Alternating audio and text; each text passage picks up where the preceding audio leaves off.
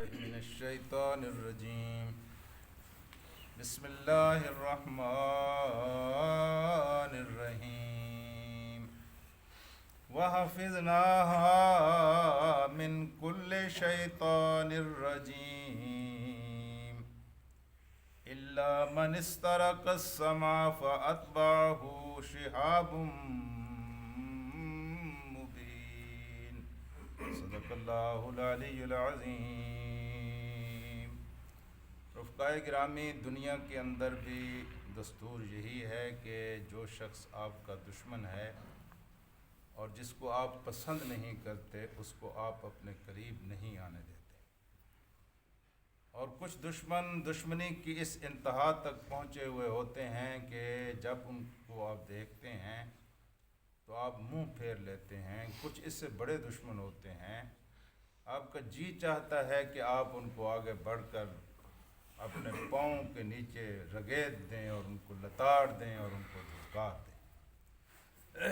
بعین ہی اسی طرح اللہ تبارک و تعالیٰ کا معاملہ ہے، لیکن اللہ تبارک و تعالیٰ انتقام لینے میں بہت صبر سے کام لیتا ہے۔ لیکن یہ اپنے سب سے بڑے دشمن جو شیطان ہے، اللہ کا سب سے بڑا دشمن شیطان ہے، پھر اللہ کے دشمن وہ شیطان کے چیلے اور چانٹے ہیں جو شیطان کے نقش قدم پر چلتے ہیں، اور ان کی سب سے پہلی نشانی یہ ہے کہ اللہ تعالیٰ ان کو اپنے قریب نہیں آنے دیتا۔ اللہ کے قریب آنے سے مراد کیا ہے؟ یعنی اللہ ان کو نیکی کے کاموں کے قریب نہیں آنے دیتا، اللہ اپنے مسجدوں کے قریب ان کو نہیں آنے دیتا، اللہ خیر کے کاموں سے ان کو دور رکھتا ہے۔ یہ جو آپ کلمہ بالعموم پڑھا کرتے ہیں، اعوذ باللہ من الشیطان الرجیم، کہ میں پناہ مانگتا ہوں اللہ تبارک و تعالی کی شیطان رجیم۔ رجیم کیا ہے؟ رجم کہتے ہیں اس کیفیت کو کہ کسی انسان کو پتھر مار مار کر مار دیا جائے۔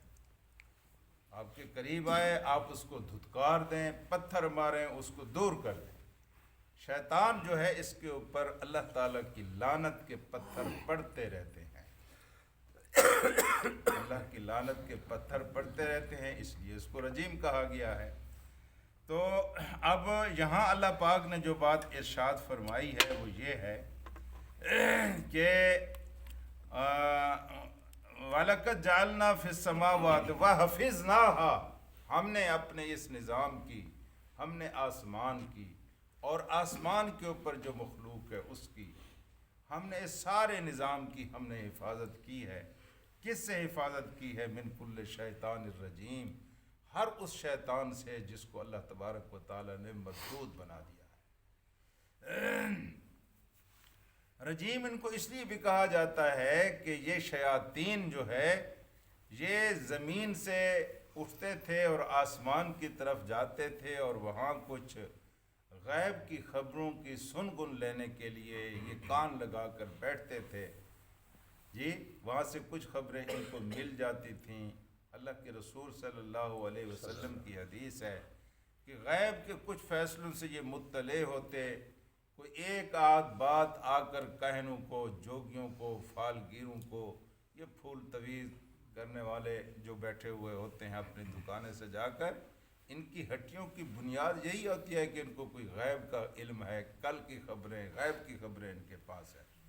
تو کوئی ایک آدھ خبر ان کو لا کر دیتے تھے، وہ سچی ثابت ہو جاتی تھی، اس وجہ سے ان کی دکانداریاں چلتی تھیں۔ لیکن حضور کریم صلی اللہ علیہ وآلہ وسلم کی بعثت کے وقت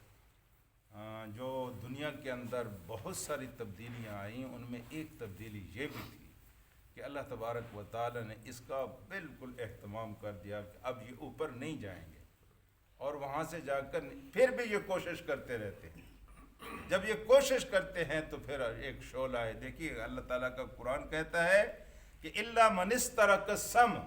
مگر جب سرقہ کرتے ہیں سمع کا، یعنی چوری چھپے جب بات سننے کی یہ کوشش کرتے ہیں، فَأَتْبَعَهُ، تو ان کے پیچھے آتا ہے شہاب، کیا ہے؟ شہاب مبین، ایک شعلہ روشن، ایک ایسا شہاب، ایک ایسا شعلہ جو مبین کھلا کھلا شعلہ ہے، وہ ان کا تعاقب کرتا ہے، ان کو دھتکار دیتا ہے۔ یعنی کوشش اب بھی یہ کرتے ہیں، لیکن اللہ تعالیٰ نے اس کا اہتمام کر دیا ہے کہ وحی الہی کہ اترنے کے بعد اب اس کا کوئی امکان نہیں ہے کہ یہ اوپر جائیں اور اوپر جائیں، لیکن یہ کوشش پھر بھی کرتے رہتے ہیں۔ ایک صحابی ہیں، یہ بڑا عجیب واقعہ ہے، غسلان رضی اللہ تعالی عنہ، یہ حضور کریم صلی اللہ علیہ وآلہ وسلم کی خدمت میں حاضر ہوئے اور انہوں نے اسلام قبول کیا۔ جب انہوں نے اسلام قبول کیا تو ان کی 10 بیویاں تھیں۔ حضور اکرم صلی اللہ علیہ وآلہ وسلم نے ارشاد فرمایا بھی تم نے اسلام قبول کیا ہے تو اسلام کے احکام کو بھی ماننا پڑے گا۔ تو اسلام کا حکم بیویوں کے باب میں تو یہ ہے کہ صرف 4 بیویاں انسان رکھ سکتا ہے، 10 بیویاں تو نہیں رکھ سکتا۔ اگر آپ مسلمان ہوئے ہیں تو پھر آپ کو 6 بیویوں کو طلاق دینی پڑے گی۔ حضور کریم صلی اللہ علیہ وآلہ وسلم کی یہ بات سن کر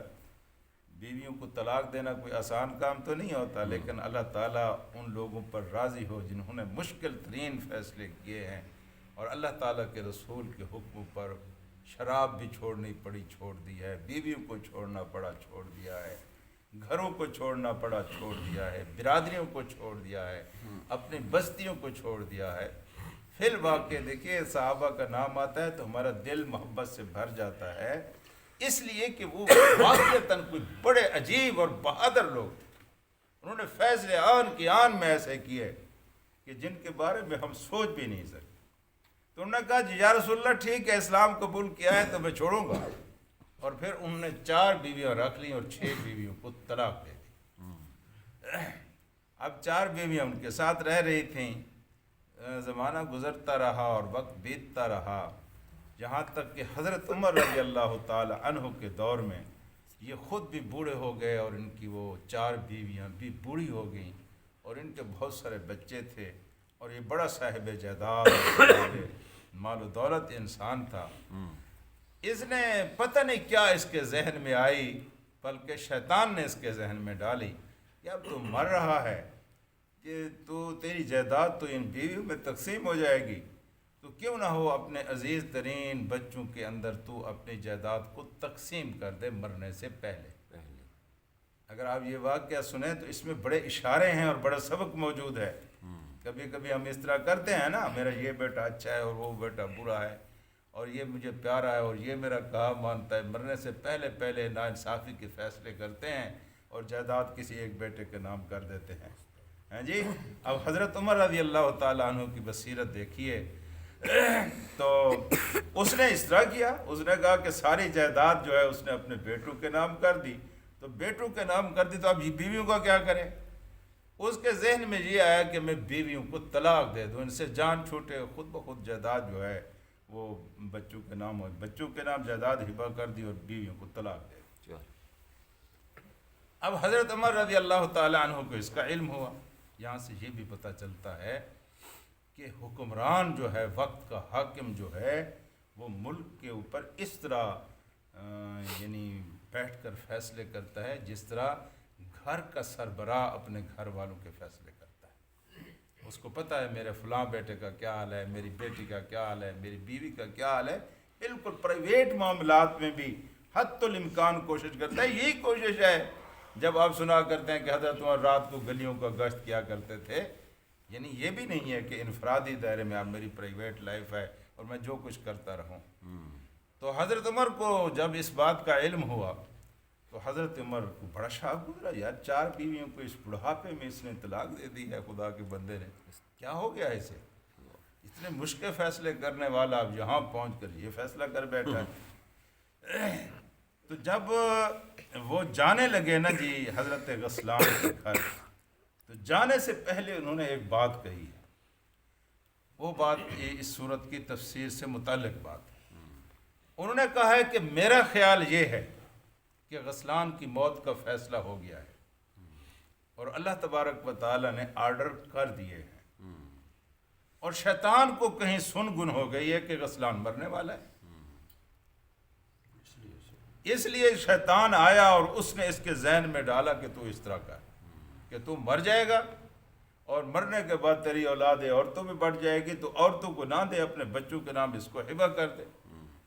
اس کے ذہن میں یہی آیا، کہتے ہیں میرا خیال یہ ہے کہ اس کی موت کا فیصلہ ہو گیا ہے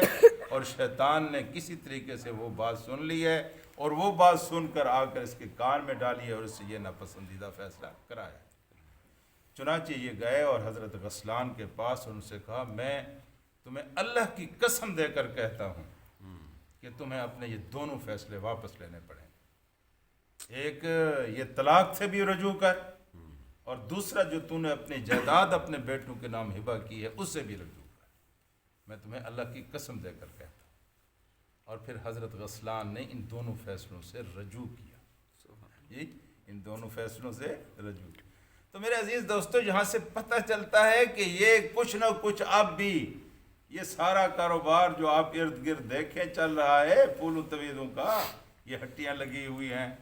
اور بڑے بڑے مالدار بن گئے ہیں، بڑے پیسے آتے ہیں، کوئی تیر تکا چلا رہے ہیں، تو یہی شیاطین یہ جن ان کے تابع ہوتے ہیں اور جن آ کر کچھ خبریں ان کو بتاتے ہیں۔ کوئی ایک خبر ٹھیک ہوتی ہے، 10 خبریں غلط ہوتی ہیں، لیکن ایک ٹھیک خبر کی بنیاد پر ان کی دکانداری چلتی رہتی ہے۔ تو اللہ تبارک و تعالی نے فرمایا ہے لیکن اب ہم نے کم از کم یہ وحی الہی نے صدیوں تک بلکہ تا الی آخر تک اب یہ محفوظ اللہ تعالیٰ کے ہدایت کا کلام اتر رہا ہے، اب ہم نے اس کے اوپر بالکل جو ہے پابندی لگا دی ہے۔ اور جن سورہ جن جو آتی ہے اس میں بھی اس بات کی طرف اشارہ ہے کہ اب یہ اوپر جا نہیں سکتے، اب یہ بالکل محفوظ پیغام ہے جو انسان کی ہدایت کے لیے ہم نے جہاں بھیجا ہے۔ تو اب اس کا سادہ سا ترجمہ سن لیجئے۔ اللہ تبارک و تعالیٰ قد جعلنا فی السماء بروجا، یہ کہا گیا بروج بنائے گئے، بروج یوں کہتے ہیں، حصار کو بھی کہتے ہیں، قلعے کو بھی کہتے ہیں۔ ہمیں آسمان صاف ستھرا نظر آتا ہے لیکن کچھ حقیقت ایسی ہے جو ہمیں نظر بھی نہیں آتی۔ اس آسمان کے اندر بروج ہیں، برج ہیں، قلعے ہیں، اور قلعے اس لیے بنائے گئے ہیں تاکہ ان شیاطین سے اللہ تعالیٰ اپنے سارے نظام کو محفوظ رکھے۔ اور فرمایا جب شیطان اوپر جاتے ہیں تو حفظناہا، ہم نے اس سارے آسمان کی اور آسمان اور زمین کے درمیان اپنا جو نظام ہے ہم نے اس کی حفاظت کی ہے، من کل، ہر اس سے شیطان الرجیم جو مردود شیطان ہے، الا مگر من استرکا، جو سرکہ کرتا ہے، السمع، سماعت کا، یعنی جو چوری چھپے سن لیتا ہے، لیکن اب بھی جو چوری چھپے سن لیتا ہے فَأَتْبَعُهُ شِهَابٌ مُبِينٌ، تو اس کے پیچھا کرتا ہے، کون پیچھا کرتا ہے؟ شہاب المقیم، ایک روشن ستارہ اس کا پیچھا کرتا ہے۔ حضور کریم صلی اللہ علیہ وسلم بیٹھے ہوئے تھے، یکدم ایک ستارہ ٹوٹا، آپ نے پوچھا عزیزو کیا تمہارا خیال ہے یہ کیا ہے؟ تو صحابہ میں سے کہا یا رسول اللہ ویسے تو آپ جانتے ہیں، لیکن ہم اپنے زمانے میں تو یہی سمجھتے تھے کہ کوئی بڑا آدمی مرا ہے یا کوئی بڑا آدمی پیدا ہوا ہے، اس وجہ سے یہ آسمان سے ستارہ ٹوٹا ہے۔ حضور اکرم صلی اللہ علیہ وسلم نے فرمایا میرے عزیزو یہ بات نہیں ہے، یہ اللہ کا نظام ہے، یہ چل رہا ہے۔ البتہ ایسا ہے کہ کبھی کبھی شیطان اوپر جاتے ہیں تو اللہ کے فرشتے، اللہ کے لشکر، یہ ستارے بھی اللہ کے لشکر ہیں، تو ان میں سے کچھ ستارے ان کا تعاقب بھی کرتے ہیں۔ اللہم صلی علی